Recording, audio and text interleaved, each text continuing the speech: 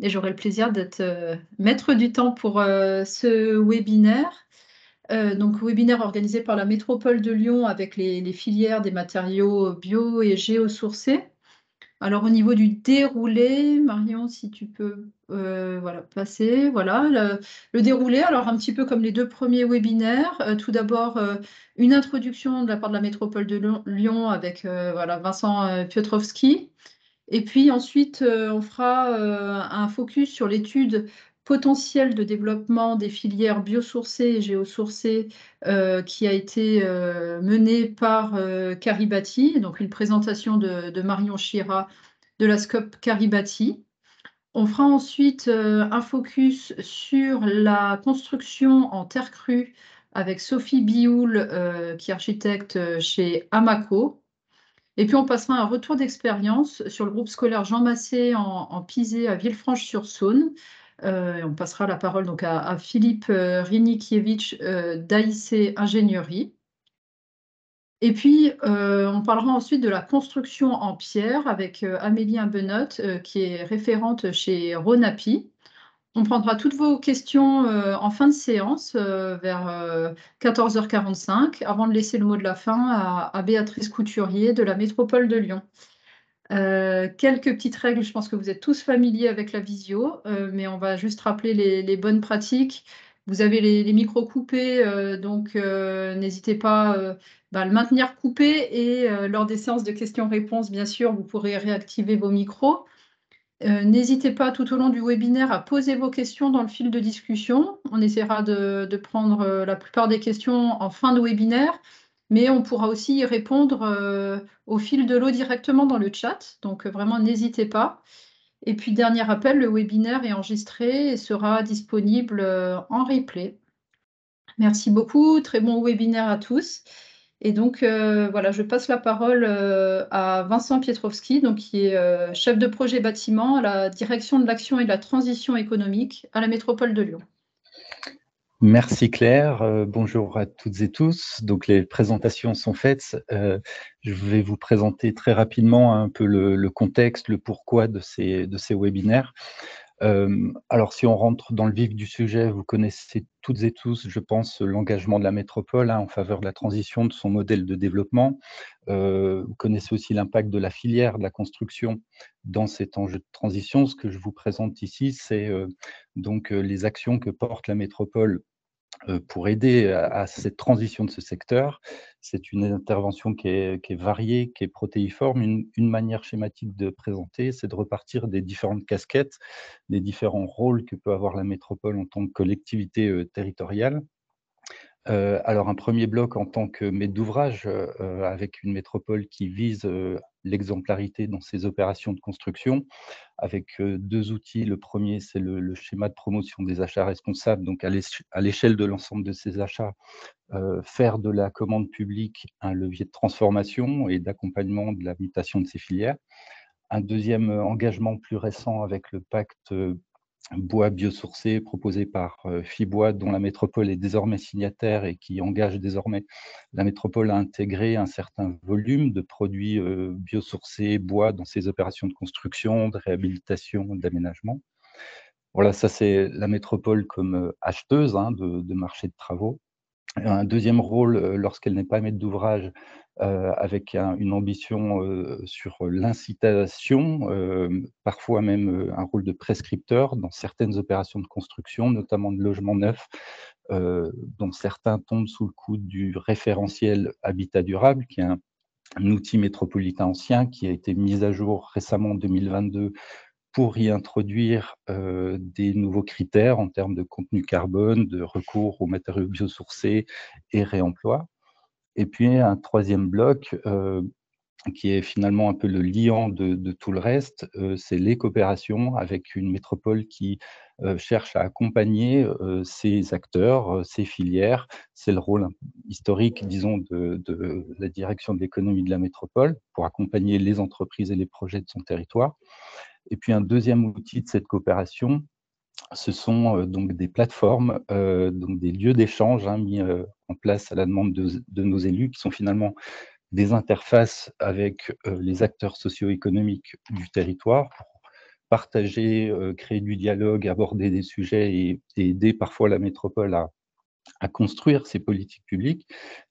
C'est dans ce cadre-là que nous sommes réunis aujourd'hui, puisque le sujet, si on passe à la slide suivante, merci, le sujet des matériaux biosourcés, géosourcés, est inscrit donc au programme de travail de ces plateformes. Merci.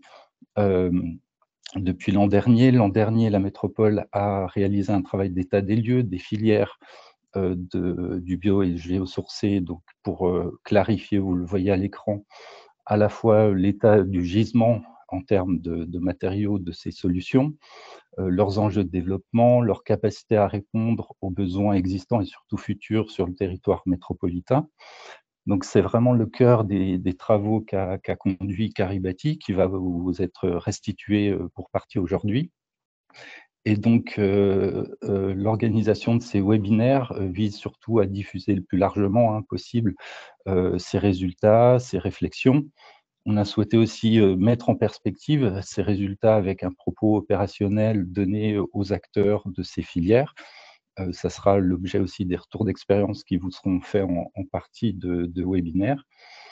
Et donc, on est réunis aujourd'hui dans le 3e webinaire qu'on a conduit, avec 2 premiers qui se sont tenus courant avril. Voilà, pour partager tous ces résultats, susciter un peu d'échanges, de débats et de dialogue. Voilà pour l'essentiel de cette mise en contexte.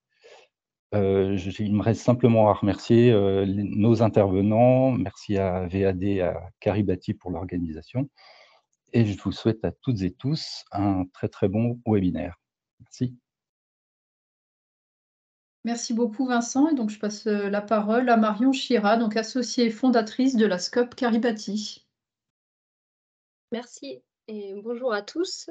Donc je vais vous présenter très rapidement les conclusions de notre étude, largement là présentée par Vincent, sur liées aux matériaux géosourcés, sur la partie liée aux matériaux géosourcés, puisque du coup dans les précédents webinaires, on a vu les parties liées au bois puis aux autres isolants biosourcés.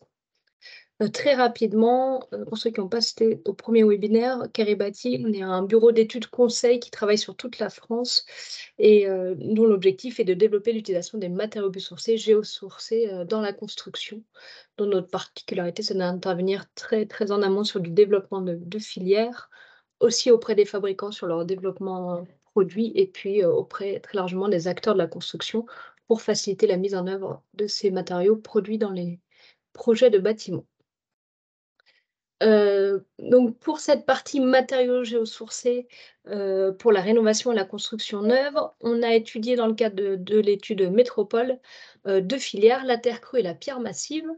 On a aujourd'hui la chance, dans le webinaire, contrairement aux 2 autres webinaires, à avoir les 2 filières qui sont représentées et qui vont intervenir, après moi. Donc je vais assez peu rentrer dans les détails, moi, des techniques et des ressources. Donc ne posez pas encore trop de questions, si vous restez sur votre faim suite à ma présentation, puisque, vous allez avoir beaucoup plus d'informations dans les présentations qui suivent. Donc je vais essentiellement vous présenter, nous, un peu les enjeux et perspectives qu'on a identifiés pour ces 2 filières sur les ressources, la transformation, la structuration des acteurs, le cadre normatif et puis les enjeux environnementaux. On commence par la terre crue. Sur la terre crue, quelques éléments de contexte qui seront un petit peu développés par ailleurs. On a aujourd'hui en France 8 systèmes constructifs identifiés et mis en œuvre. Dans la métropole de Lyon, on a du bâti en terre crue puisqu'on a de nombreux édifices en pisé, qui est vraiment une technique constructive traditionnelle de notre région, de notre territoire plus local. Plus globalement, la terre crue, c'est plus de 10 000 ans d'histoire de construction à travers le monde. Donc voilà, il y a eu aussi un développement de la terre crue dans de nombreux autres pays. Je pense que Sophie y reviendra. Il y a actuellement au niveau national un projet qui est le projet national terre, qui vise aussi à continuer à structurer la filière et valoriser le matériau terre crue en réunissant des acteurs de la R&D et des acteurs industriels pour aller en fait continuer à travailler sur les sujets qui ne sont pas encore complètement exploités à ce jour. Sur la ressource, très rapidement, il n'y a pas vraiment de sujet de disponibilité de la ressource car la terre, elle est disponible et abondante partout. Ce qui va être lié au développement de la filière, c'est plutôt justement les techniques constructives, puisque pour une technique constructive, on va chercher une caractéristique de terre, et notamment dans les caractéristiques des terres qu'on va rechercher, on va regarder notamment la teneur en argile. Donc ça, c'est le point important. On va y revenir dans les freins. La terre, elle est abondante et disponible partout. Le frein, c'est quand même justement d'avoir ces terres caractérisées qui vont nous permettre d'aller vers des techniques constructives en terre crue. Sinon, la terre crue, elle présente globalement beaucoup d'atouts pour la construction, notamment le côté inertie thermique et confort d'été, comme on est sur des produits assez denses, la régulation hydrique, l'isolation phonique, la durabilité, etc. Je pense que Sophie en parlera après moi. Dans les systèmes constructifs, ce qui est intéressant avec la terre, c'est qu'on a des techniques constructives porteuses, des remplissages de structures et puis aussi donc, des finitions, notamment avec les enduits en terre crue. Voilà, puisque je ne sais pas si vous vous souvenez par rapport aux autres filières qu'on a présentées dans les précédents webinaires, la limite, c'est que sur les matériaux biosourcés, seul le bois peut être structurel. Voilà, avec la terre crue et la pierre qu'on voit aujourd'hui, on retombe aussi sur des matériaux structurels qui peuvent donc venir en remplacement du béton. Je vais passer donc aux freins et perspectives. Sur les freins liés à la ressource, le gisement, il est potentiellement important, mais dans les faits, il faut avoir des terres caractérisées, donc savoir quelle est notamment la teneur en argile de nos terres pour identifier les applications, construction. On a aujourd'hui un gisement de terres caractérisées qui vient en fait des carrières de Cemex, puisque du coup, il sépare les terres lors de la récupération des pierres. Sur la transformation, le point principal, c'est que les applications, elles sont souvent non industrialisées. Il y a un développement récent de systèmes préfabriqués, on va en parler un petit peu après, puisque c'est sur ces systèmes qu'il y a le plus de perspectives en massification. Mais du coup, la plupart des techniques, elles sont plutôt non industrialisées et mises en œuvre sur chantier, et du coup, elles demandent d'avoir une main-d'œuvre qualifiée.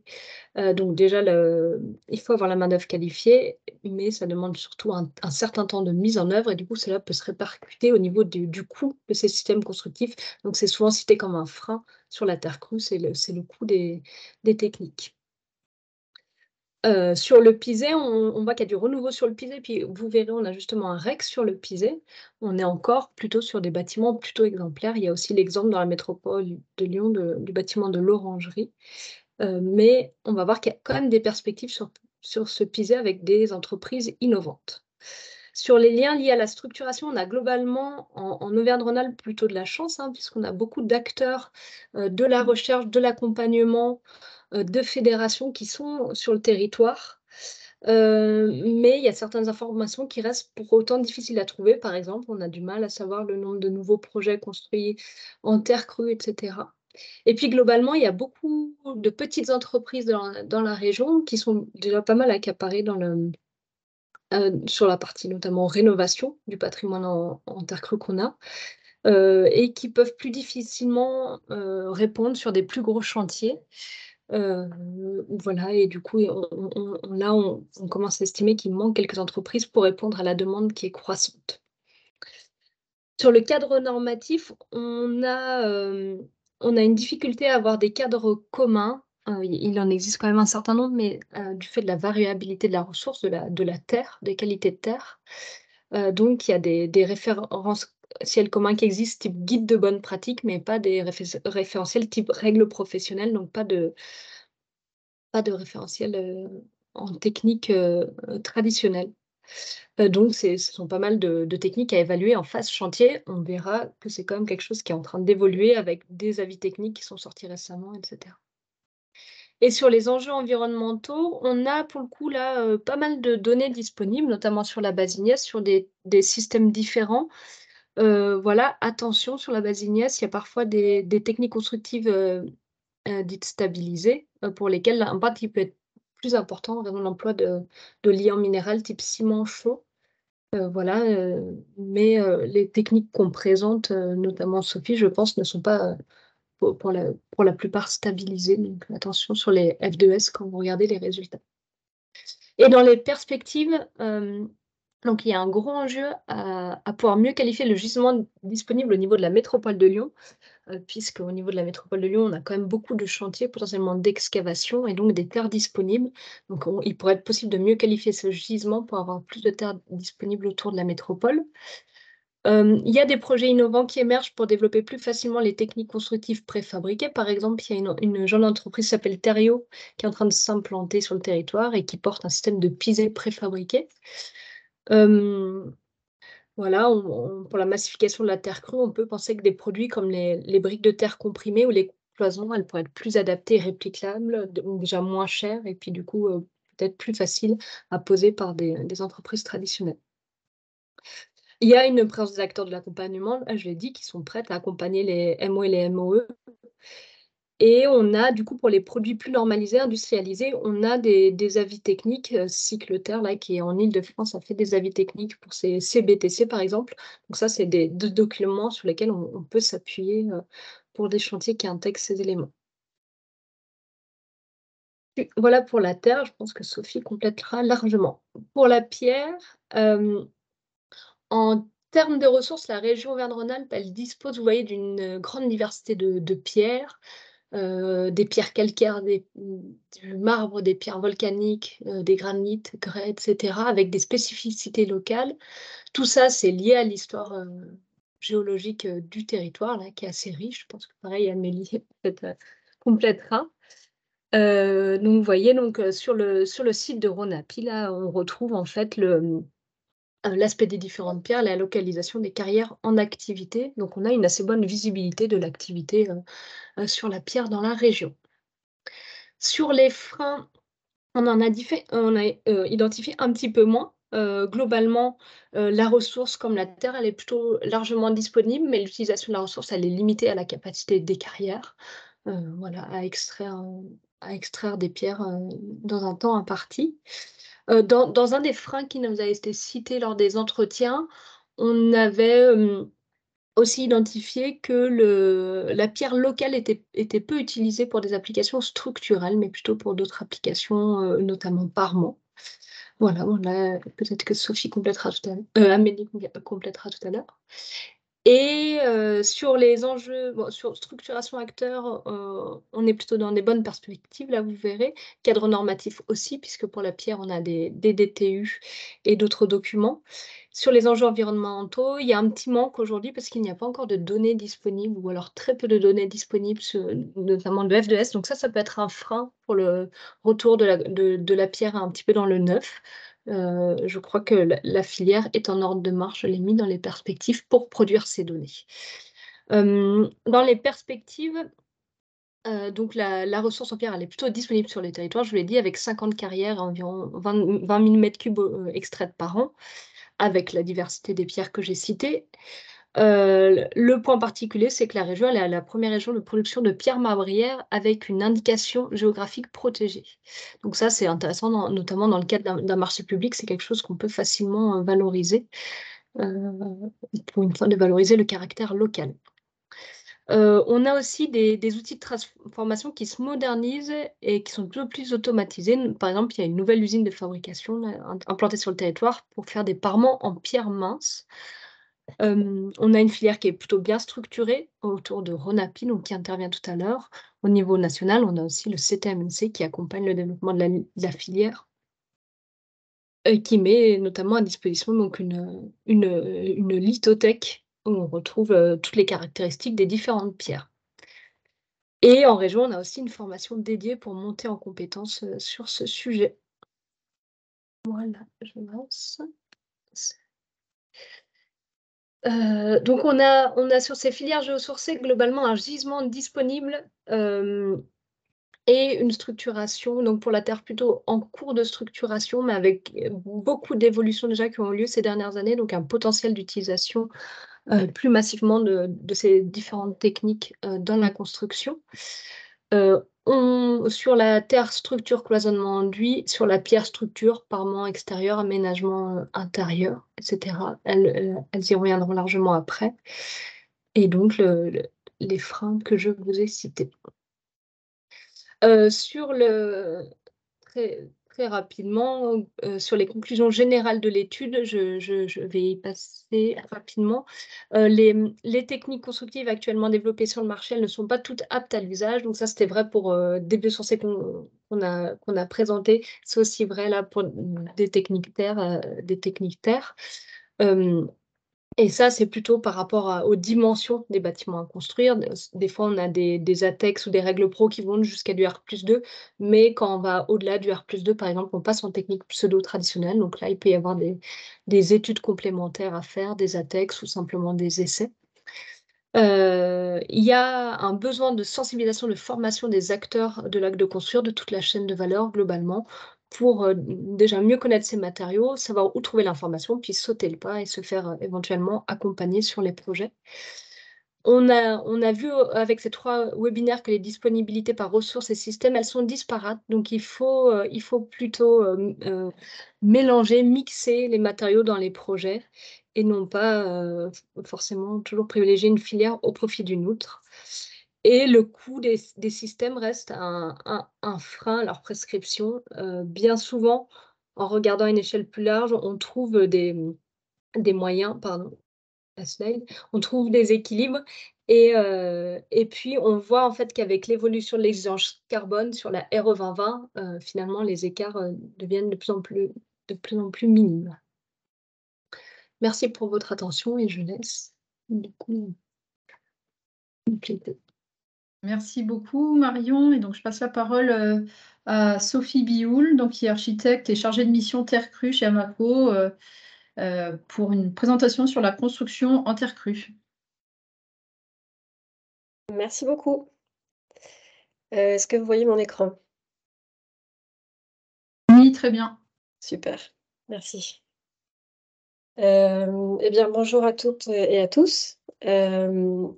Je m'appelle Sophie Bioul, je suis architecte de formation et je travaille pour Amaco, qui est un centre d'expertise, de formation et d'accompagnement sur la construction en terre crue, en matériaux biosourcés de manière générale, plus spécifiquement en terre crue. Donc, on fait de la formation, du design, et puis on a un pôle bureau d'études terre qui accompagne des projets concrets, des réalisations. Je suis là pour vous parler de la filière de manière plus générale. J'espère que mes slides vont passer. Voilà. Déjà resituer que les constructions en terre crue sont présentes sur tous les continents. On dit souvent que la moitié de la population vit dans un habitat en terre crue. Alors, je ne sais pas qu'est-ce qui nous permet de le dire, mais ça vous donne une idée de l'ampleur de cette pratique constructive. Et la France n'est pas en reste, puisque les 4 techniques principales de construction traditionnelle sont présentes sur le territoire, et notamment sur notre territoire où vous avez dû déjà remarquer que le pisé est bien présent. Je vais resituer rapidement de quoi on parle quand on parle de terre. Tout d'abord, on parle de la terre minérale, donc il ne s'agit pas de la terre organique qui se situe en surface du globe, mais d'une terre qui est uniquement composée de minéraux que l'on va chercher un petit peu plus profondément. C'est avec cette terre-là qu'on construit de manière préférentielle. Elle est composée de grains de différentes tailles, des cailloux, des graviers, des sables, des limons et des argiles. Donc ces grains sont classifiés selon leur dimension, avec une spécificité pour les argiles qui sont particulièrement petits et qui ont une surface spécifique qui est très grande, donc ils sont plats, pour le dire simplement. Et c'est eux qui vont avoir le pouvoir collant dans la matière. C'est eux qui vont coller tous les autres grains ensemble. C'est pour cette raison qu'on dit dans le milieu, on parle de béton d'argile. Donc le béton d'argile, il est fabriqué de cailloux, de gravier, de sable et de limon, qui sont les grains qui sont collés, liés par les argiles. Et on peut le comparer au béton de ciment, qui est composé de gravier et de sable, qui sont collés au moyen du ciment. Il existe aussi du béton de chaux, du béton de plâtre, voilà, différents types de béton. Alors le béton de terre crue, en quoi est-ce qu'il est vraiment particulièrement intéressant? Eh bien, c'est qu'il a un circuit de production, de mise en œuvre et de recyclage qui est extrêmement court, qui peut être extrêmement local. et qui est reproductible à l'infini. C'est-à-dire qu'un matériau en terre crue, donc qui n'a pas été stabilisé à l'aide de liants hydrauliques, peut simplement être réhumidifié pour être refaçonné et acquérir à nouveau les performances similaires à ses performances d'origine. On ne peut pas en dire autant du béton, de ciment, qui, lui, une fois que le ciment a fait prise, on a un matériau qui est inerte, qui est dur. Si on veut le recycler, en fait, on va le concasser, l'utiliser comme granulat, on va devoir rajouter du liant à nouveau. Il n'a plus ses propriétés d'origine, on ne peut plus le refaçonner. Alors que la terre crue, eh bien, on peut la refaçonner à l'infini. Un autre avantage, donc ce cycle lui permet d'avoir un bilan carbone qui est très faible. Et par ailleurs, la terre crue permet aussi de réduire l'énergie d'usage des bâtiments et d'améliorer le confort au sein des bâtiments, notamment du fait de l'inertie thermique qu'elle apporte quand elle est positionnée à l'intérieur du bâti. Cette inertie thermique, elle est à la fois liée à sa masse qui est importante, mais aussi à des échanges hydriques que la terre crue fait avec son environnement qui vont venir accentuer ces effets. Et ces échanges-là, aujourd'hui, ne sont pas encore pris en compte dans les calculs réglementaires, malheureusement, mais on le voit en pratique. La terre crue permet de réduire les pics de surchauffe en été et de lisser donc les températures, ce qui va être un atout indéniable dans les prochaines années, dans les prochaines décennies, au vu du réchauffement climatique.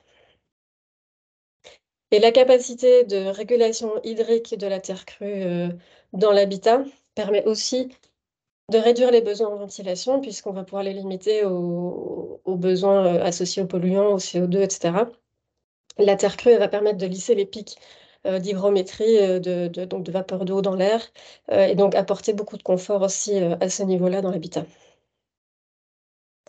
Alors, cette grande qualité de régulation, elle va de pair avec une sensibilité à l'eau. Vous voyez ici que tous les matériaux de terre crue ne sont pas égaux face à l'eau. Ici, dans le tas, on a certains matériaux qui n'étaient pas prévus pour rester crus, qui étaient destinés à être cuits. Et on voit que produire un matériau de terre crue destiné à rester cru, ça demande un savoir-faire, ça demande une formulation spécifique.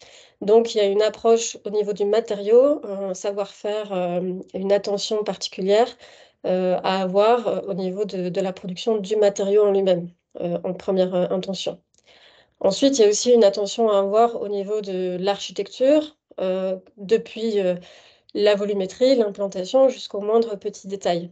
On voit ici que la sensibilité du matériau à l'eau n'empêche pas des structures d'être centenaires, voire multicentenaires. On a du patrimoine multicentenaire qui se préserve très bien, avec peu d'intervention extérieure. Mais on voit qu'il y a des dispositifs qui ont été mis en place qui permettent de préserver la terre crue. Ici, en l'occurrence, vous reconnaissez une maison traditionnelle de la région, enfin une grange traditionnelle, avec des grandes toitures débordantes, un soubassement, qui sont des mécanismes de base pour protéger les structures en terre crue. Aujourd'hui, on poursuit dans cette logique en allant plus loin, puisqu'on a des exigences qui sont plus importantes. On demande que les bâtiments répondent à des standards qui sont plus élevés. Et donc, ça demande d'autant plus d'attention à tous les détails. De manière générale, on parle de bonnes bottes et bons chapeaux, mais ça va s'appliquer à tous les détails. Notamment, vous voyez ici un détail au niveau de la descente d'eau. Enfin, il y a plein de détails à relever qu'on pourrait voir à d'autres occasions. Ça peut aussi amener à protéger la terre avec une double peau, comme ici dans ce projet que vous pouvez voir à Lyon-Confluence, où les coursives en terre crue sont protégées par cette double peau. C'est un projet de Lipski Relais Architecte. Je voulais profiter aussi de cette présentation pour vous présenter rapidement les techniques constructives, que vous ayez des idées de ce qui existe, pas rester nécessairement que sur le pisier que vous devez connaître, puisque c'est la technique qu'on voit le plus dans la région. Donc voici le pisé, une technique monolithique que vous connaissez certainement, que vous avez peut-être vu justement à Lyon-Confluence. On parlait dans les commentaires d'entreprises qui font du pisé préfabriqué. Ici, il s'agit de Nicolas Meunier qui fait des blocs de pisé préfabriqués, qui les a réalisés sur ce projet. Dans les techniques monolithiques, il existe aussi la bauge, qui se met en œuvre différemment avec une terre un peu plus argileuse. mais qui donne aussi ce rendu massif. Ensuite, on a des techniques de briques qui peuvent être produites de plein de manières différentes. Alors, on a entendu parler des briques de terre comprimées, mais il y a d'autres manières. Il y a des briques de terre extrudées, des briques de terre moulées, d'autres manières de produire les briques. Avec ici des projets en France de parois, notamment ici dans un pôle culturel. Ensuite, on a des plaques, des plaques de terre crue qui peuvent remplacer avantageusement le fer Macel. Elles peuvent être clouées, vissées, enfin plutôt vissées d'ailleurs, et disquées. Et puis on a tout un tas de techniques de remplissage qui peuvent être plus lourdes ou plus légères. Lorsqu'on les allège fortement, on parle de terre allégée. On a un matériau qui peut être de plus en plus isolant thermiquement. La terre n'est pas isolante thermiquement, mais par contre, si on ajoute des fibres, on peut la rendre suffisamment isolante. Donc ici, on est sur la version traditionnelle avec le torchis remplissage de pans de bois. Et il y a des interprétations plus contemporaines, par exemple avec des remplissages d'ossature métallique. Ici, on est en Amérique du Sud. Ensuite, on a des enduits-terre qui bénéficient de la palette monumentale de la terre crue avec des couleurs très diversifiées et qui peuvent faire l'objet de rendus artistiques intéressants. Alors, je vais terminer avec un point sur la filière terre crue en France, en deux parties. Une première partie sur les acteurs. D'abord, un petit mot sur l'évolution de la filière sur les 20 dernières années. Alors ici, je me base sur une étude malheureusement qui date déjà de 2015, me semble-t-il. Donc ça date un peu, il faudrait pouvoir refaire une étude de ce type-là. Bon, voilà, par rapport aux chiffres que j'ai, voilà ce que disait cette étude. En 1999, on comptait une centaine d'artisans au niveau national, qui étaient des artisans qui travaillaient principalement sur le patrimoine. Ici, on voit, j'ai superposé la carte des zones où on retrouve du patrimoine en terre crue avec cette carte d'identification des artisans présents sur les territoires. Et 15 ans plus tard, on était passé de 100 artisans à plus de 650 structures. Donc en 2012, bon, toujours centré sur les zones où on a des patrimoines, mais des structures qui sont très diversifiées. On n'a pas que des artisans, on a des bureaux d'études, des architectes, des bureaux d'ingénieurs, des structures de formation, d'accompagnement, de sensibilisation. Donc les métiers de l'accompagnement de la terre crue se sont diversifiés et les acteurs se sont multipliés. Et ça se ressent aussi dans les projets contemporains qui ont pu sortir de terre. Ici, de nouveau, on est en 2015, mais on voit que les régions où les acteurs sont présents sont les régions, évidemment, où les projets contemporains émergent. Alors, au sujet des acteurs, toujours, il existe une association nationale des professionnels de la terre crue, l'ASTER, à laquelle vous pouvez adhérer pour vous tenir au courant. Il y a des échanges techniques, on fait passer des appels d'offres, etc., via l'ASTER. Il existe une association régionale, Terra, Terre, dans laquelle vous pouvez bien sûr aussi vous impliquer. Et puis la Confédération Terre Crue, qui fédère la majeure partie des associations régionales et nationales autour de projets et qui peut porter la voix de la filière, notamment auprès des pouvoirs publics. Cette confédération porte notamment des projets de recherche, du coup coordonnés au sein de la filière et porte aussi dernièrement, Camille Hanoun le disait en commentaire précédemment, un diagnostic terre de métier qui est un diagnostic destiné à mener une réflexion sur enfin, établir un diagnostic sur l'offre de formation actuellement. Peut-être que Camille Hanoun pourra compléter s'il y a des questions à ce sujet-là. Ensuite, pour terminer, je vais faire un petit point sur le cadre réglementaire et normatif. Alors, pour rappel, la réglementation, elle est d'application obligatoire. Donc, c'est de notre devoir, quand on met en œuvre des structures en terre crue, de s'assurer que celles-ci rencontrent les exigences réglementaires. Il y a quelques domaines dans lesquels ça mérite de porter attention. On a parlé du bilan environnemental. Il existe pas mal de techniques qui disposent de FDES disponibles en ligne qui permettent de justifier des performances environnementales et sanitaires de ces matériaux.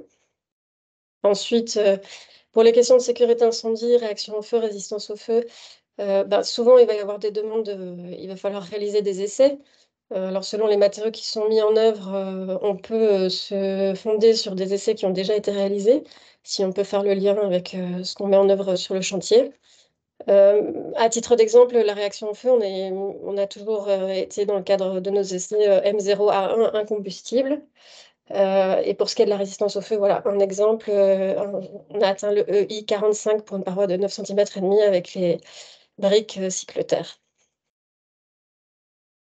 De la même manière, pour l'acoustique, on est tenu de respecter la réglementation, d'atteindre les exigences. Donc voilà, des essais peuvent être réalisés ou doivent être réalisés pour s'assurer que cette réglementation sera respectée. Ensuite, il y a la question de la normalisation. Vous allez voir qu'il pêche un petit peu en ce qui concerne la construction en terre, puisqu'il existe une norme française relative à la construction en terre, et elle concerne les blocs de terre crue. Ici, j'ai une image de l'ancienne version, mais elle a été actualisée en mars 2022. Et pour le reste, déjà, on se fonde sur d'autres normes qui, bien sûr, sont générales et s'appliquent à toutes les constructions, donc notamment les normes sur les ouvrages en maçonnerie, qui, bien sûr, s'appliquent aux cloisons en terre par extension. On a des règles professionnelles, une règle professionnelle pour les blocs de terre comprimés, mais qui s'applique uniquement au territoire de Mayotte. Des règles professionnelles sur les enduits sur support composé de terre crue, et puis les règles professionnelles de construction paille, qui, bien que ça puisse sembler étrange, nous sont souvent utiles, notamment pour justifier des enduits, puisque la filière paille a fait un travail de caractérisation, notamment de tenue au feu, d'écran feu des enduits sur paille qui nous sert dans le cadre de la pratique construction de terre. Ensuite, il y a les guides de bonne pratique qui ont été édités en consensus avec la filière terre. Il existe un guide par technique de construction. Ce ne sont pas encore des règles professionnelles, mais c'est un premier pas vers un travail de mise en commun de prescription de guides. Et ces guides, ils sont téléchargeables gratuitement, notamment sur le site de l'ASTER et sur tous les sites des associations partenaires. Je pense la plupart des associations régionales qui ont rédigé également ces guides. Vous pouvez les télécharger gratuitement et je vous invite à le faire puisqu'il y a plein d'informations techniques utiles si vous voulez mener un projet. Ensuite, il y a les ATEX, donc les appréciations techniques d'expérimentation, qui sont soit de type A, donc pour un produit appliqué sur tout un ensemble de chantiers. Donc en général, ce sont plutôt les fabricants de matériaux qui réalisent les ATEX de type A. Ou de type B, où là, on réalise une ATEX pour un chantier particulier. Et ces ATEX-là sont un petit peu plus difficiles à se procurer, puisqu'en général, elles sont la propriété d'une structure du chantier qui n'a pas nécessairement le souhait de partager ces données. Par contre, les ATEX de KA sont téléchargeables en ligne gratuitement, notamment sur le site du CSTB. Il en existe pas mal. Ici, j'ai repris quelques ATEX de KA qui existent pour les briques, pour les blocs de terre comprimés. Donc, il en existe une pour les murs porteurs, pour les parements intérieurs, pour les cloisons, pour le remplissage intérieur et pour le remplissage de façade avec isolation extérieure et bardage.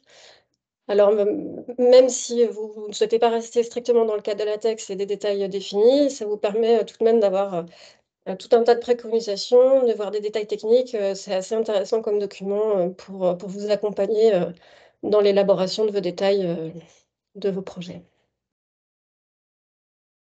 Et puis, en dehors de tous ces documents techniques, il existe d'autres ouvrages, des initiatives privées, comme cet ouvrage Construire en pisé que je vous recommande, qui, dans la formulation, dans la présentation, ressemble très fort à une ATEX. Donc, il y a des données techniques et des informations techniques très intéressantes. Et puis, dans la manière plus générale de concevoir un projet, les détails techniques, etc., il y a plein d'autres choses qui existent. Ici, j'ai repris la documentation qui est disponible sur le site de Cycleterre, que vous pouvez télécharger gratuitement. Il y a un guide de conception et de construction et puis des guides à l'attention de porteurs de projets qui vous expliquent à la fois les détails techniques et les étapes clés pour l'élaboration d'un projet en terre. Alors, je ne sais pas trop combien de temps j'ai pris. J'aurais voulu terminer avec juste une petite réflexion sur le développement de la filière et je pense que je vais répéter un petit peu ce qui a été dit auparavant. Je ne vais pas le faire long. Nous, de notre point de vue chez Amaco, on pense qu'il y a 4 grandes clés ou grands besoins pour que la filière puisse se développer, pour qu'on puisse répondre à la demande, parce qu'en fait, il y a une demande qui est importante aujourd'hui. La première, c'est d'accompagner et de former les acteurs, puisqu'on se retrouve souvent confronté à des acteurs qui ont des idées erronées sur ce que c'est que la construction en terre et comment on construit en terre.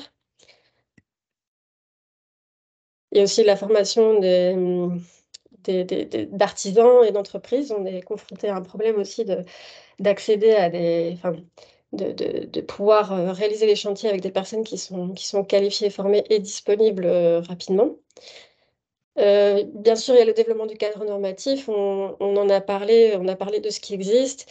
Et ça reste un frein quand on n'a pas la chance de travailler avec un bureau de contrôle qui connaît le matériau et qui va faciliter le processus. On peut avoir des blocages à ce niveau-là qui vont parfois empêcher le projet de se faire parce que le cadre normatif n'est pas suffisamment robuste. Ensuite, on a un besoin d'identifier et de caractériser les gisements de matières premières.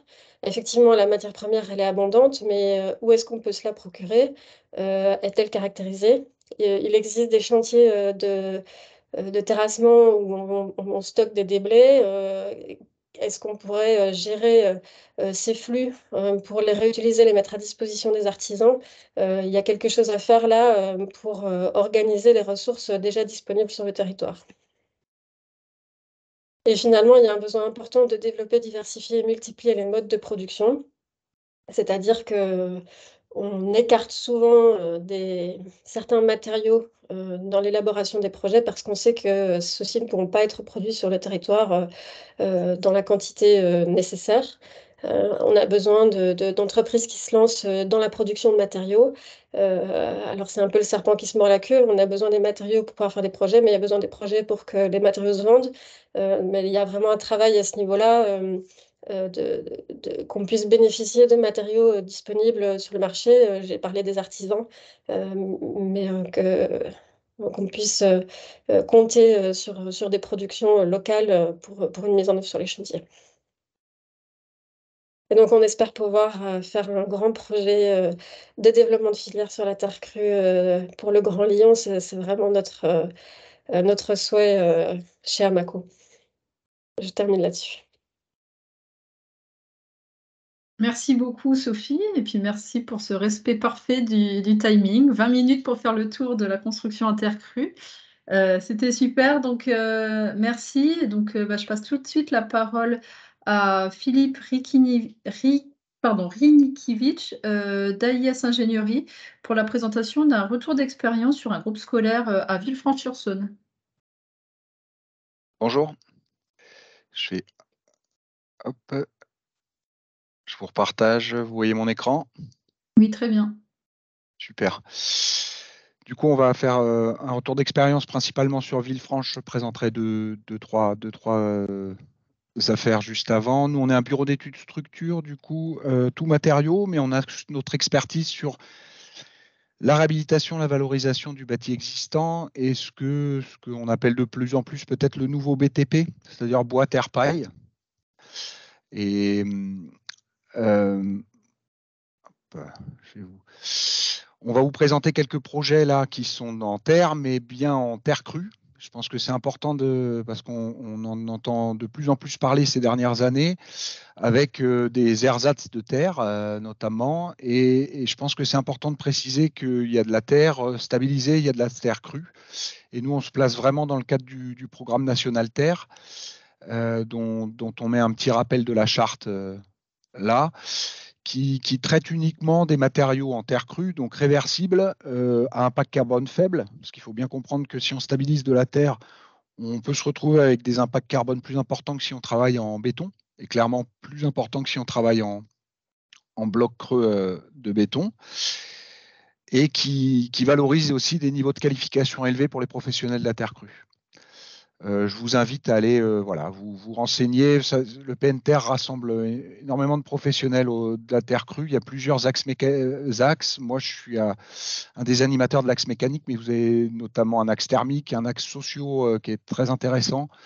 Donc, je vous invite à vous rapprocher du programme national terre, où beaucoup de choses se discutent actuellement. Si on parle de construire en terre, il faut se poser la question de choisir et de valider la terre. Et là, on dispose en fait on n'a pas d'une solution miracle, mais on en a plusieurs et qui sont en fait complémentaires et qui vont dépendre vraiment du contexte du chantier, depuis l'essai de convenance ou l'expérience locale jusqu'à des essais beaucoup plus techniques en laboratoire, comme je vais vous présenter plus loin sur Villefranche, où on était allé regarder des essais sur muret, des essais sur éprouvette, voilà. Sachant que la question du prototype de chantier est, pour moi et pour beaucoup d'autres, un vrai plus, voilà, pour passer de l'étude à la réalité. Sur les approvisionnements de terre, on a évidemment la terre issue de carrière qui présente deux avantages principaux qui sont le fait qu'elle soit caractérisée, qu'elle puisse être préparée en amont, avec pas mal d'inconvénients, la limitation de ressources qu'on retrouve comme sur la pierre, même si elle est moins flagrante. Le fait que c'est une fausse... la question de l'assurabilité, la responsabilité restera toujours chez le piseur ou chez les entreprises et chez les bureaux d'études qui assurent le chantier. Donc, ce n'est pas une question d'assurance, c'est plus une question de caractérisation qui peut nous amener à prendre les terres issues de carrière. Et un des inconvénients majeurs pour moi est le risque de monopole et de prix élevé, ce qu'on appelle souvent la terre en sac, avec des marges des fois multipliées par 10 en termes de prix de la terre, voire plus, alors que c'était avant des déchets de carrière.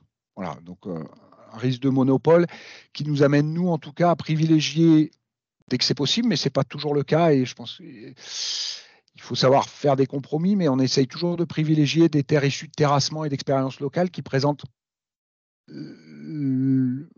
pratiquement tous les avantages qu'on peut donner à de la construction en terre crue. La question de valoriser le terroir, le retour d'expérience, et des terres qui sont connues et travaillées, avec un seul inconvénient qui est que si ces terres ont été beaucoup utilisées par le passé, on était sur des temps de terrassement qui n'étaient pas du tout les mêmes. Et là, je vous ai mis une photo sur la gauche où c'est des phases auxquelles on est très attentif sur nos chantiers, d'avoir un lien étroit entre le terrassier et le piseur, parce que le terrassement, il peut se passer en 2-3 jours sur un chantier. Et donc, il faut qu'on fasse des points d'arrêt. Là, c'est le cas. Vous voyez un exemple de point d'arrêt sur un chantier pour que le piseur ou l'entreprise de maçonnerie qui va faire la terre crue ait le temps d'aller faire un pré-tri et de trier intelligemment avec le terrassier ces terres.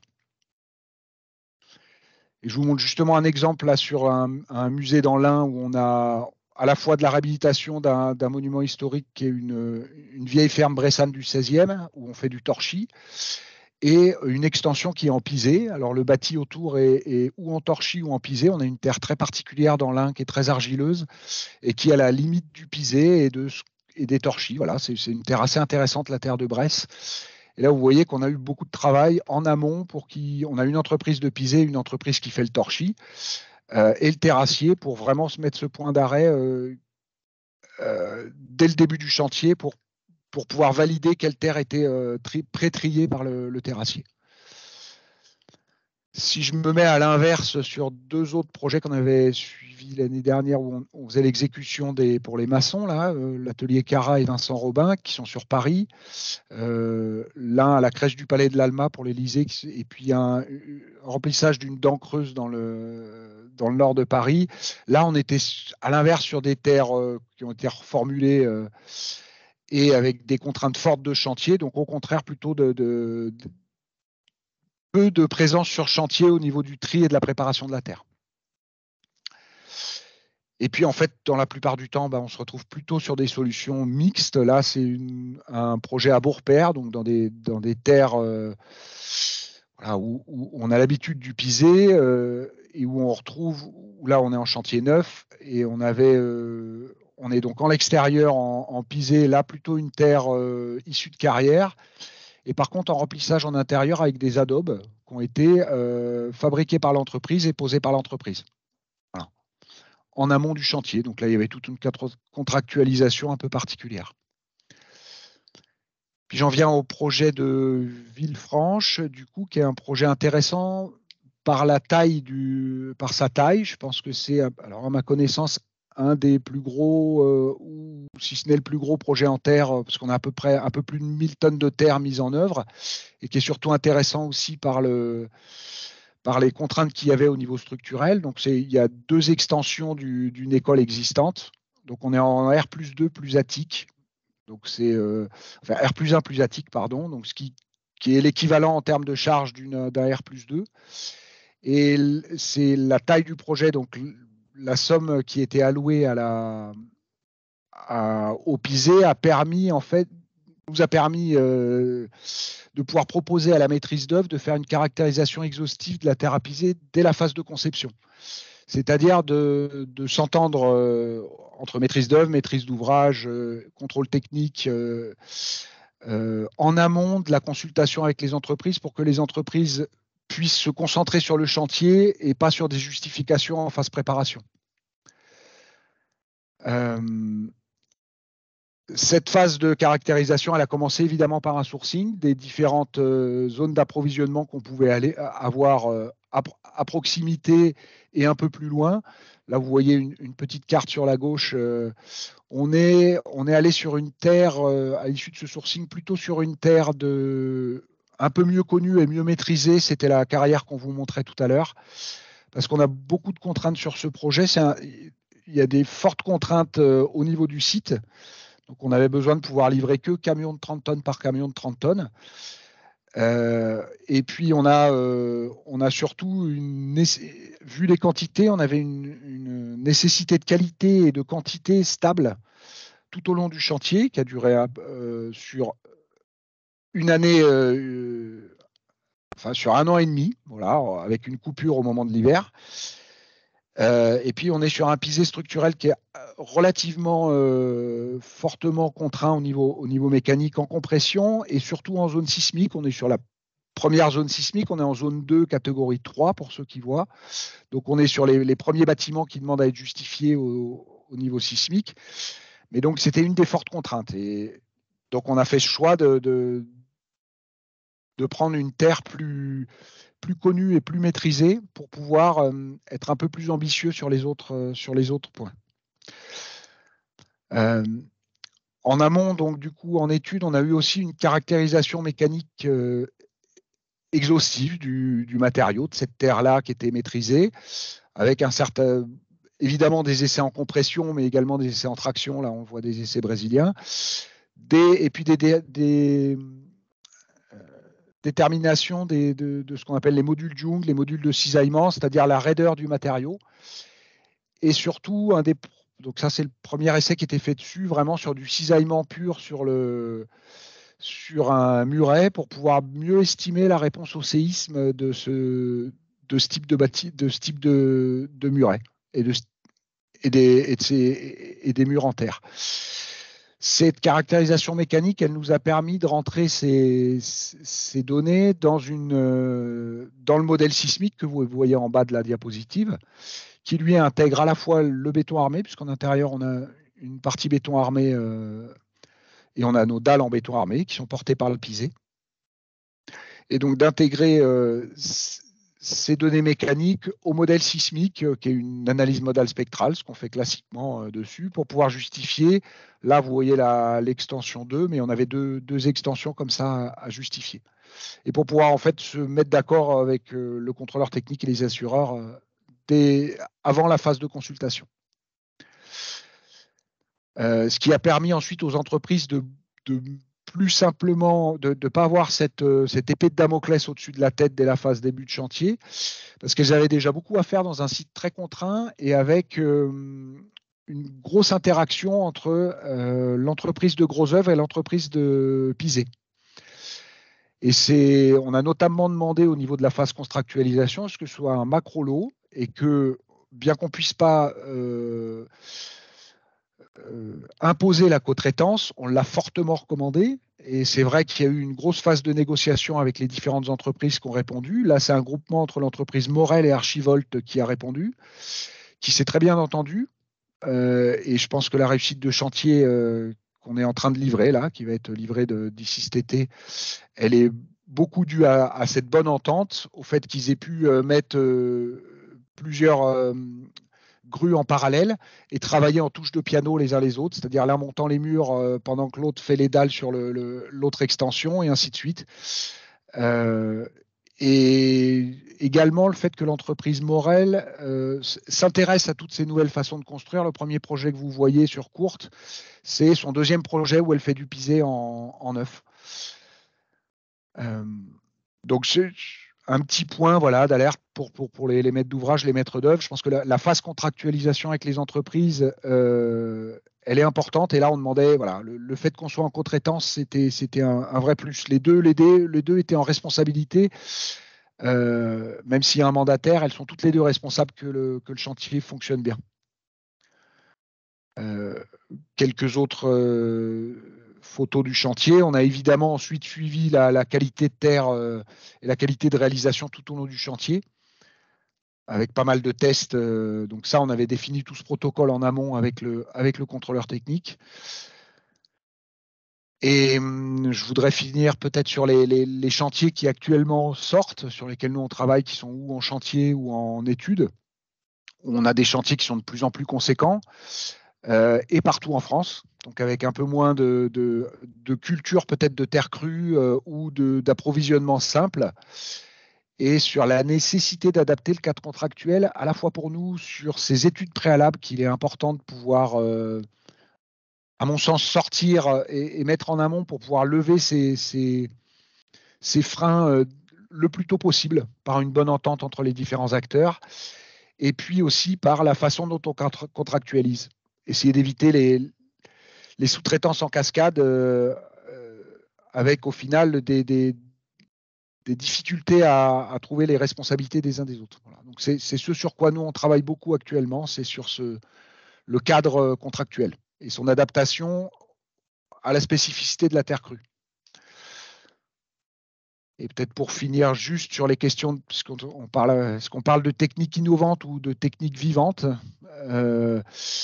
je pense que c'est intéressant, et d'ailleurs on a déjà effectué des visites de chantier sur Villefranche. Là, vous voyez la dernière année de l'école de l'option génie civil de l'école centrale Lyon qui est venue visiter le chantier. Je pense que c'est important, c'est ce passage de témoin et de créer une culture commune. Alors, vous avez tous les réseaux dont vous avez entendu parler, vous avez des visites de chantier. Je pense que ces échanges-là, ils sont importants.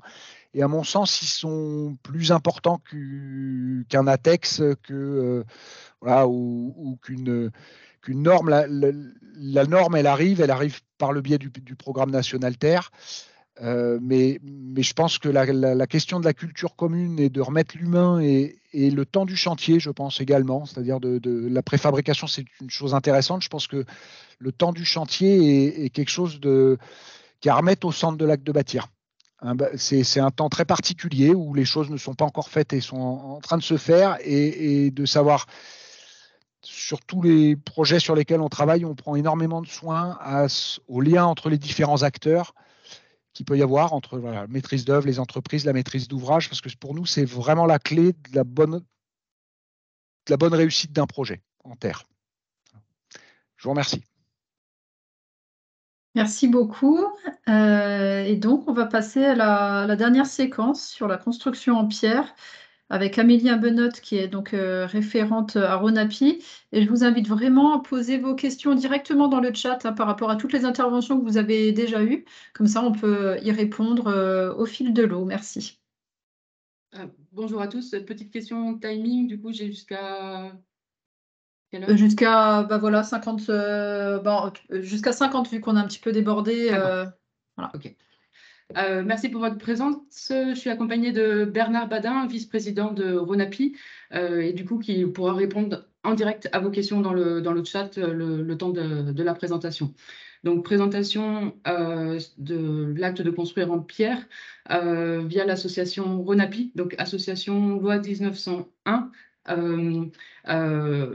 composée de maîtres d'ouvrage, de maîtres d'œuvre, d'architectes, de tailleurs de pierre, de carrières, d'entreprises, de tous les amoureux de la filière pierre et qui veulent promouvoir cette pierre au niveau local, au niveau de la région Auvergne-Rhône-Alpes.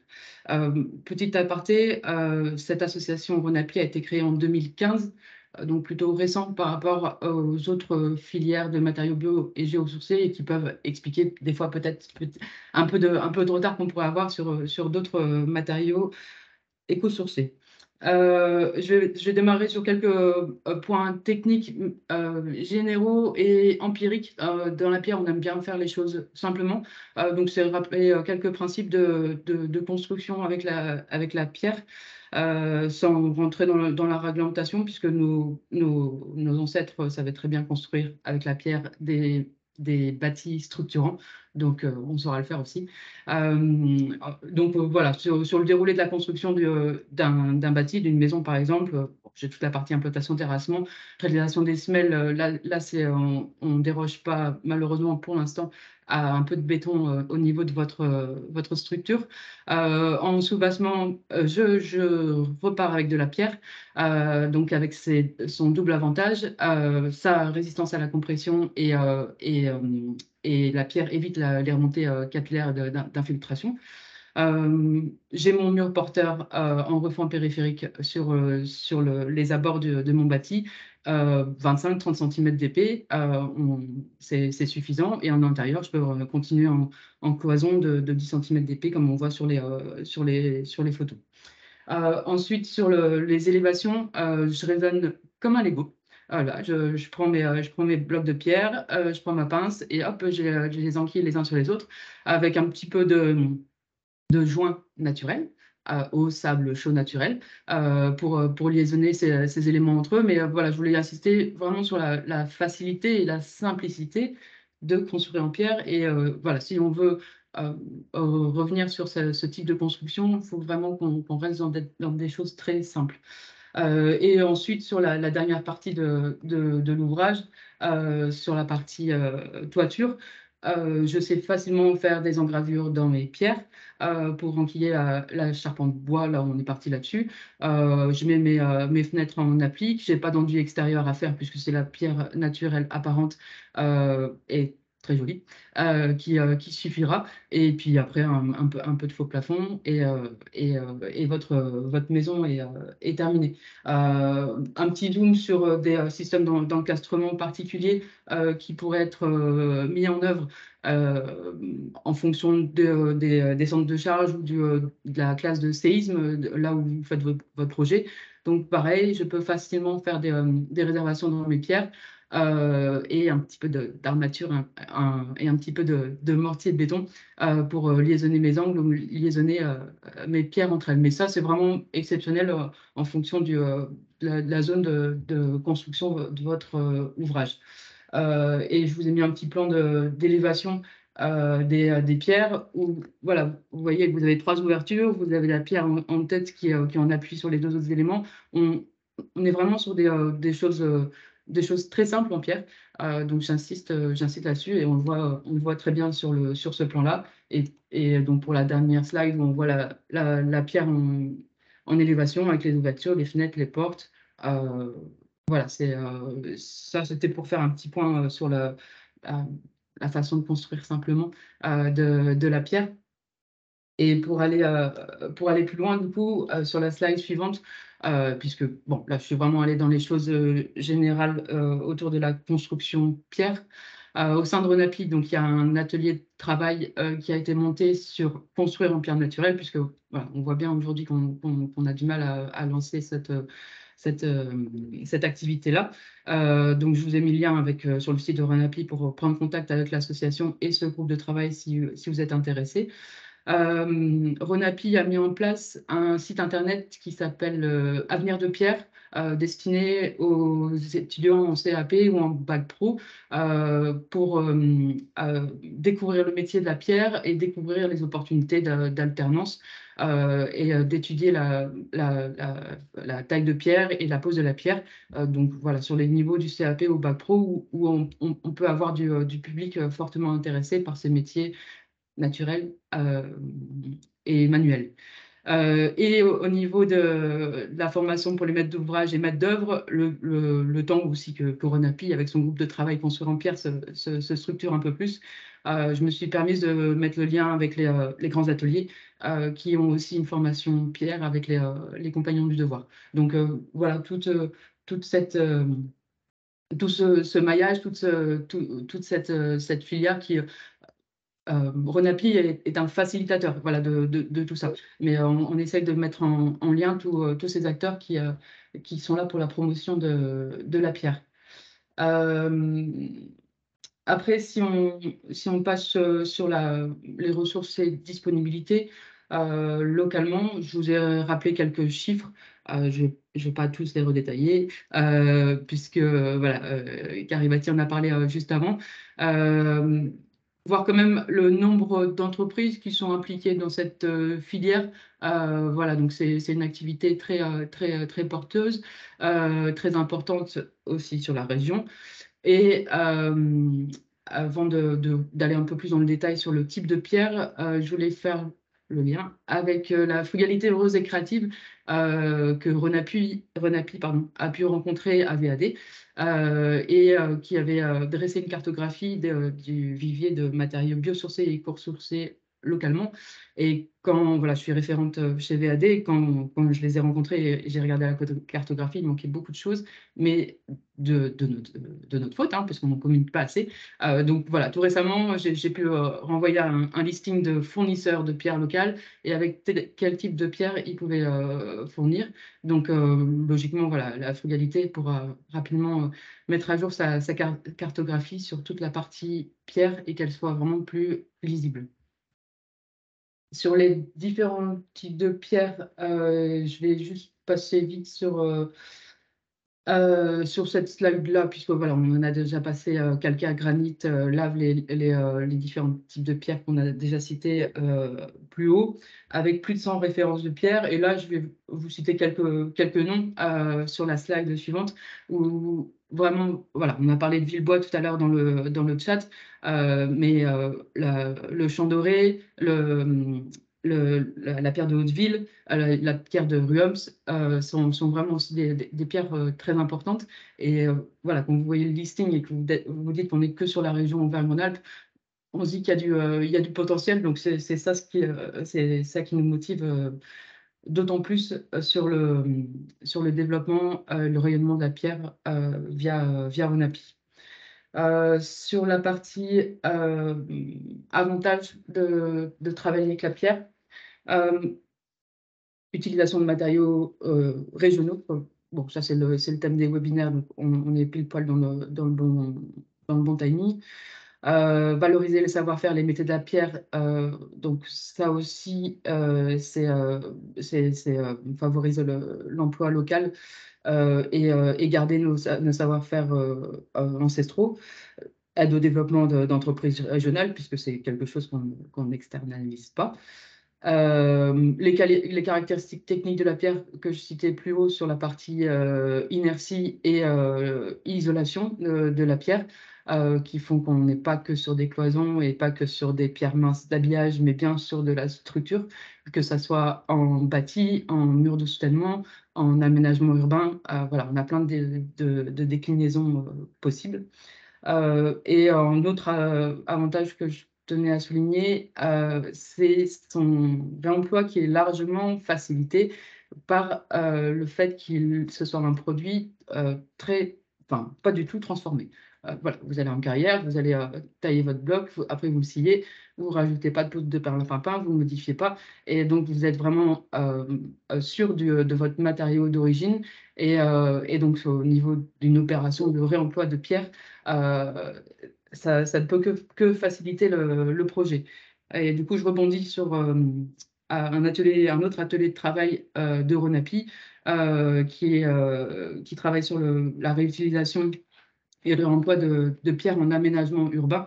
Donc, bon, là, on est à l'horizontale, on est au sol, où on a 2 objectifs. Donc, c'est définir un cahier des charges à intégrer dans le CCTP sur les caractéristiques de la pierre. Comme je vous dis, on a travaillé de façon empirique avec le laboratoire de la métropole du Grand Lyon, où on a défini des seuils minimaux, notamment pour la VMA, la valeur minimale attendue, donc la résistance à la flexion, pour définir après vos épaisseurs de dalles, vous, aménageurs.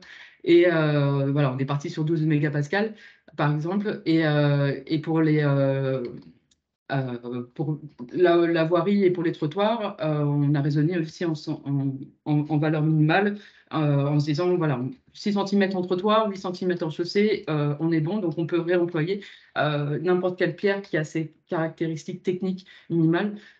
Et voilà, comme je vous disais, la simplicité permettra le réemploi. Donc ça a été validé par le laboratoire du Grand Lyon, donc ça, c'est une première victoire.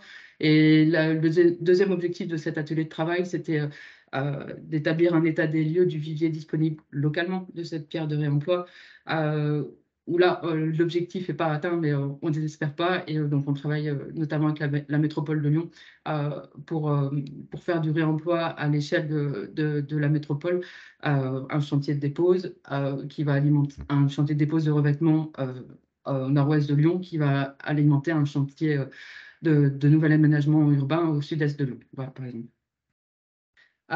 Sur les inconvénients, parce qu'il y en a quand même un petit peu. Méconnaissance des acteurs de la filière, donc là, ça rebondit bien avec ce que je vous disais tout à l'heure. Petite anecdote, pardon. Donc, Renapi est adhérent depuis début 23, c'est tout récent à VAD. Et on a vraiment eu un très bon accueil de VAD parce que, voilà, enfin, il y avait des représentants de la filière pierre. Donc, voilà, on a vraiment hâte de faire plein de choses avec VAD sur cette thématique-là. Le deuxième inconvénient, c'est les a priori, mais ça comme partout. La pierre, c'est cher. Oui, c'est cher.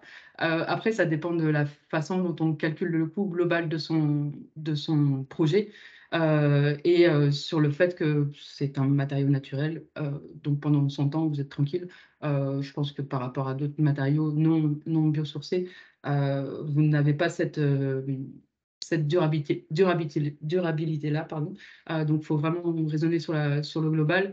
Et au niveau bilan carbone, alors oui, on n'a pas encore nos FDES, c'est en cours de travail. Et là, je ne suis pas inquiète qu'on soit bien placé au niveau bilan carbone. Bilan carbone favorable si notre projet est proche du lieu d'extraction. Faut savoir que, voilà, merci Covid, parce que jusqu'à avant le Covid, il y avait beaucoup de granit qui était exporté de Chine. Donc voilà, la pierre, c'est un matériau naturel, local. Là, maintenant, c'est bon, on n'exporte plus de Chine, donc ça va déjà mieux, puisque le prix des containers a explosé. Donc voilà, c'est vraiment le moment de se mettre dans la brèche et de favoriser la pierre locale. Donc j'ai le calcaire, j'ai le granit, et quitte à voilà, sortir un peu de la région Auvergne-Rhône-Alpes, j'ai aussi dans le Tarn et en Bretagne d'autres options, mais qui me permettent de rester à l'échelle de la métropole. Donc ça, c'était pour moi le troisième frein, un point de vigilance à avoir. Et puis après, du coup, un petit Rex. J'espère vous présenter un plus gros projet la prochaine fois. Donc un local un local à pierre massive. Alors, je suis à Montalieu, je suis en dehors de la métropole, mais je suis en pierre de Villebois. Donc, on répond à peu près à la demande. Sur cette coupe-là, c'était pour visualiser tout ce qui est harpage. Donc, on voit bien que, j'ai pas la main, mais dans les angles, vous avez la disposition des pierres pour que je n'ai pas besoin de liaisonnement en armature et en joint particulier. Juste les pierres posées les unes sur les autres avec une disposition bien particulière, ce qu'on appelle le harpage, suffisent. Et pareil, des encastrements dans un mur d'appui existant qui me permettent d'avoir une construction tout à fait simple au niveau technique. Et après, du coup, voilà, je vous ai mis deux autres photos qui illustrent ce projet à Montalieu. Donc, vous voyez en sous-bassement, donc en sous-bassement et en élévation, c'est de la pierre de Villebois. C'est la même pierre. Vous allez me dire, elle n'a pas du tout la même couleur. Alors, on voit sur la dernière photo, s'il te plaît. Voilà. En fait, la pierre en sous-bassement, c'est une pierre, on appelle ça croûtée, c'est-à-dire qu'on a extrait on a scié le bloc en carrière, mais la partie du bloc qui n'avait pas eu de trait de scie, qui était en contact avec la pierre, a gardé voilà, la couleur et a cet aspect granuleux. Donc j'ai bien de la pierre de Villebois et en élévation, j'ai la face sciée. Donc j'ai bien le même type de pierre. Je suis en joint mortier de chaux, donc toujours des produits naturels sur la partie liaisonnement.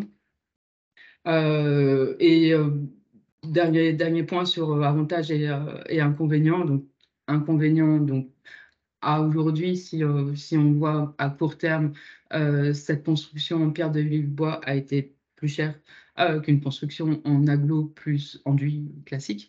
Mais dans 10 ans, je n'ai pas besoin de revenir pour refaire l'enduit.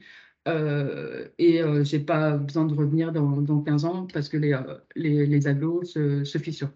Voilà, dans son temps, je suis encore tranquille avec cette construction. Donc, voilà, j'espère que Bernard a bien répondu à vos questions et puis je vous remercie pour votre attention. Merci beaucoup, Amélie. Écoutez, on va prendre peut-être quelques questions avant de laisser le mot de la fin à Béatrice Couturier. Alors, je vois qu'il y a énormément de questions qui ont déjà été traitées directement dans le chat. Donc, déjà, merci aux intervenants pour toutes ces réponses. Là, on a une dernière question sur pouvez-vous parler des solutions d'isolation de bâtis anciens en pierre, s'il vous plaît? Avez-vous des REX sur ce genre de projet?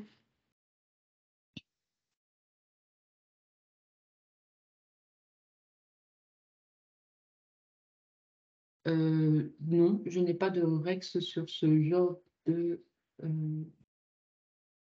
projet. Mais je peux m'enseigner. Après, voilà, vous pouvez me laisser vos coordonnées et puis on se renseignera sur cette question-là. Isolation de bâti ancien en pierre. Du coup, moi, je peux peut-être intervenir là-dessus. Sur le bâti ancien en pierre, le sujet, ça va vraiment être la qualité du support et s'il y a de l'humidité à gérer, des remontées capillaires, etc. Du coup, sur certains... Et puis aussi, en fonction des types de pierres, on va avoir des pierres qui sont plus ou moins ouvertes à la diffusion, enfin plus ou moins perméables à la diffusion de la vapeur, etc. Et du coup, donc dans certains cas, il va y avoir certains matériaux biosourcés très appropriés. Par exemple, béton de chanvre là, qui est très respirant, qui est très intéressant sur la rénovation du bâti ancien. Et dans certains cas, tout ce qui est isolant plus classique, isolant biosourcé semi-rigide, rigide. Et dans certains cas, on proscrira l'utilisation de ces matériaux. Par contre, quand il y a des cas d'humidité ou de pierres trop fermées, qui peuvent garder l'humidité. Donc là, on se reportera sur des matériaux isolation minérale ou bilargile expansée, etc., des choses comme ça. Donc là, il y a tout un projet qui est en cours, en train d'être mené par Arcane et puis un bureau d'études thermiques de Thierry Reiser, voilà, je ne retrouve plus le nom de son bureau économique chez moi maintenant. Enertech. Enertech, voilà, merci. Oui, ils ont déjà mené pas mal d'études là-dessus sur l'humidité, etc. Et ils vont normalement publier quelque chose en cours d'année sur des prescriptions pour la rénovation du bâti en pierre. Voilà, à suivre.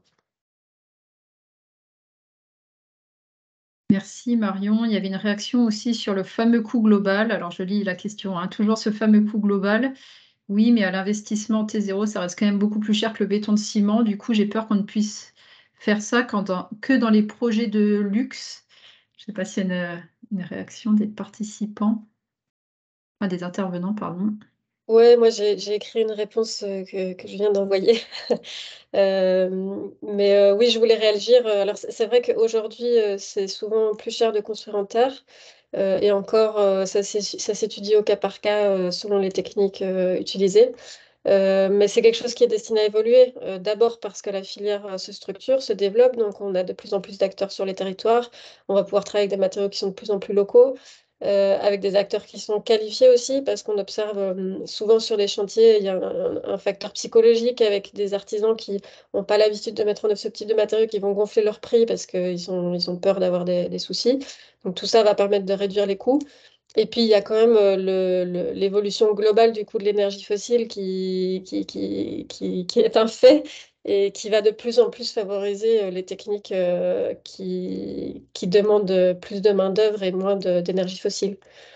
Alors, bon, ça, c'est les idées que j'ai eues. Peut-être que les autres intervenants ont d'autres compléments à donner.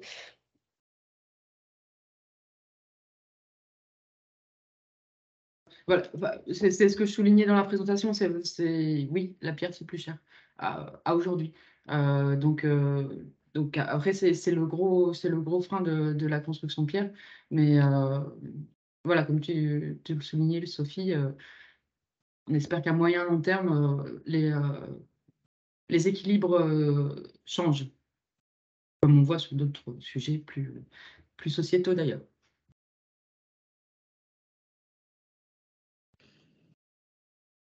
Merci. Il y a une question sur les FDES dans le cadre de la RE 2020. Comment réalise-t-on le calcul carbone de la RE 2020 si on n'a pas de FDES? Sur Ignies, je vois une valeur pour des poteaux 45 x 45 avec des valeurs très fortes. Est-ce qu'il y a des éléments de réponse? Ça doit être une question qui concerne la pierre, non? Parce que pour la terre, on a pas mal de FDS. Pour la pierre, comme je précisais tout à l'heure, donc les FDES sont en cours de rédaction Au niveau national. Au niveau national via le CTMNC. Mais c'est vrai que c'est pas encore disponible. Bientôt. Il faut bien imaginer que l'élaboration de ces FDS, c'est un coût important et que c'est pas évident pour des filières qui ne disposent pas de grandes structures qui peuvent financer ce genre de démarche. Donc voilà, on s'organise et on se coordonne pour arriver à répondre à ces demandes. Mais ça prend un petit peu de temps, quoi. Et si la donnée là, que vous avez trouvée, elle est très impactante, c'est sans doute parce que c'est ce qu'on appelle des données environnementales par défaut, des DED, que Ignies met à disposition pour faire des calculs, mais qui sont très, très, très, très pénalisantes pour encourager notamment les entreprises et les filières à faire leur propre FDES et puis utiliser ces données. Merci. Il y a une question sur les aides, toujours en lien avec cette question des coûts. Est-ce qu'il y a des aides nationales ou régionales pour mettre en place des constructions en matériaux bio, géosourcés et locaux?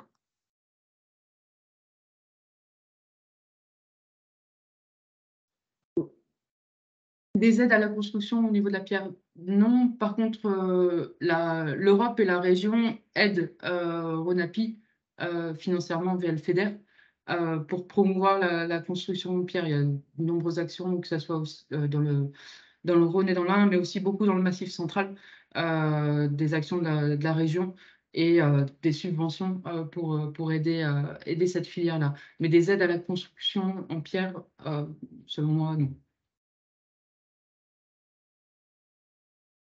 Il y a des aides qui peuvent exister par région. En général, il faut chercher plutôt par région ou par par territoire, mais oui, ça peut exister, mais après c'est souvent dépendant, de labellisation, il me semble.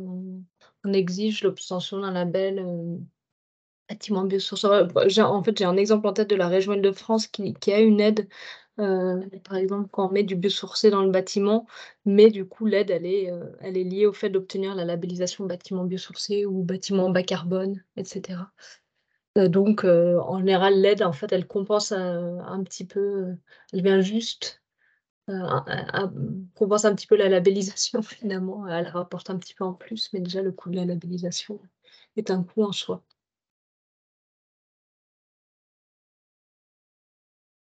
Merci beaucoup pour ces éléments. Ce que je vous propose, c'est de passer la parole à Béatrice Couturier pour le mot de conclusion. Je vous laisse juste vous préciser que vous retrouverez le replay, le support de la journée sur le site internet des plateformes, et que dans le support qui vous sera transmis seront reprises également les questions qui ont été posées dans le chat avec les réponses. Donc vous aurez bien tout ce complément d'information. Voilà.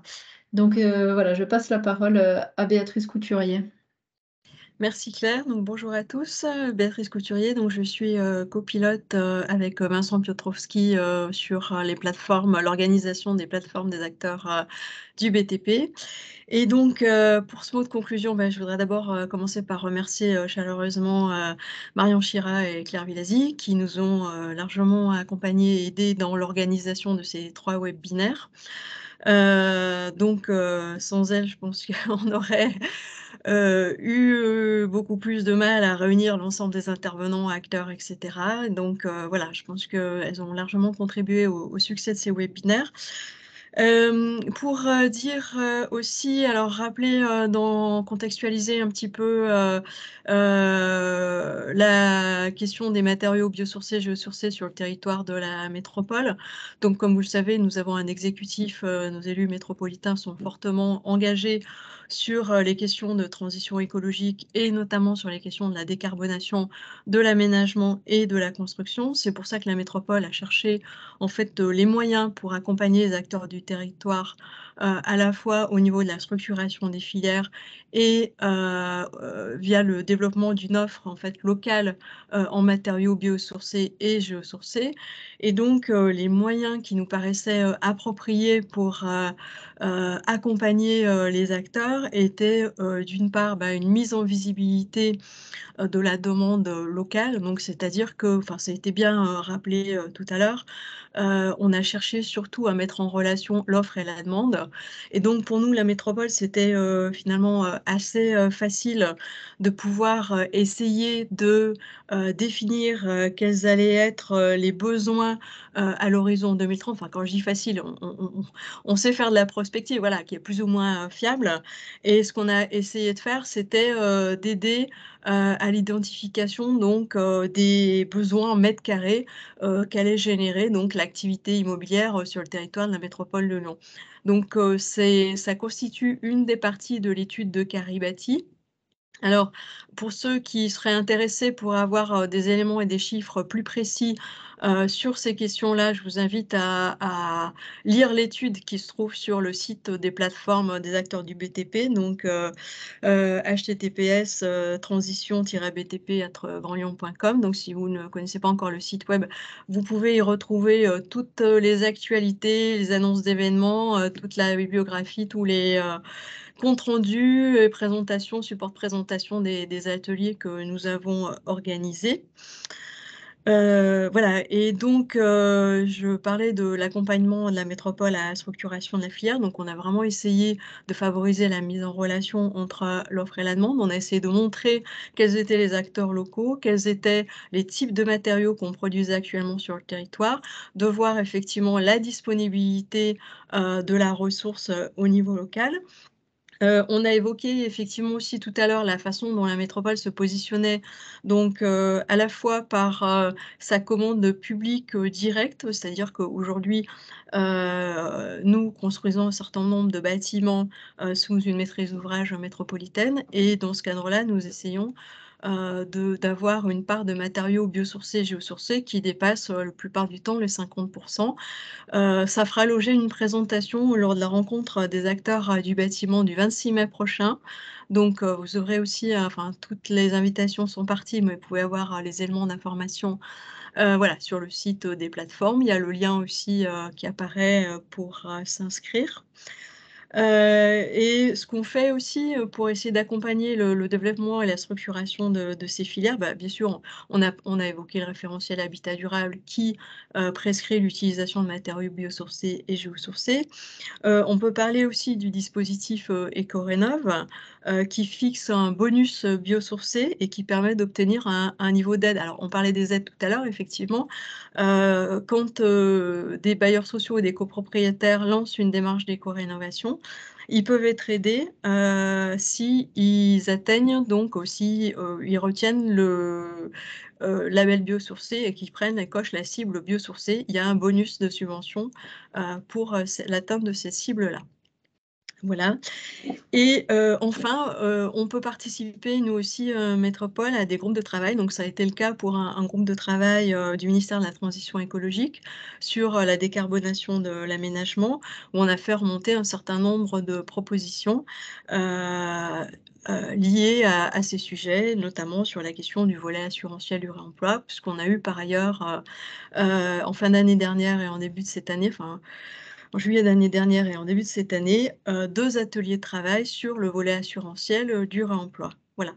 Donc j'ai brossé un peu on va dire, le panorama de notre intervention sur cette année concernant la structuration, l'accompagnement, la structuration des filières. Et je voudrais terminer d'abord en remerciant toutes les personnes qui ont suivi nos webinaires. Alors on a fait un calcul date d'hier, on était à 492 personnes inscrites sur au moins un des 3 webinaires, ce qui pour nous est un vrai succès, parce que ça montre en tout cas qu'il y avait un besoin et une attente forte sur ces sujets-là. Donc, alors j'espère qu'on a répondu à cette attente et que vous avez pu trouver les réponses à vos questions. Et bien sûr, alors pour nous, nous allons continuer à proposer des temps d'échange, alors sous différentes formes, hein, webinaires ou autres, mais tout au long enfin, pendant tout le reste de l'année, sur ces questions-là, des matériaux biosourcés, géosourcés, également sur la question du réemploi. Donc n'hésitez pas à suivre nos événements via le site web des plateformes qui vous informera des événements au fur et à mesure que nous les organiserons. Voilà, je vous remercie chaleureusement. Je vous souhaite une bonne fin de journée et à bientôt. Merci beaucoup. Au revoir. Au revoir. Merci à tous.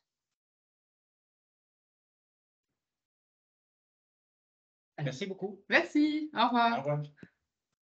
Merci, au revoir.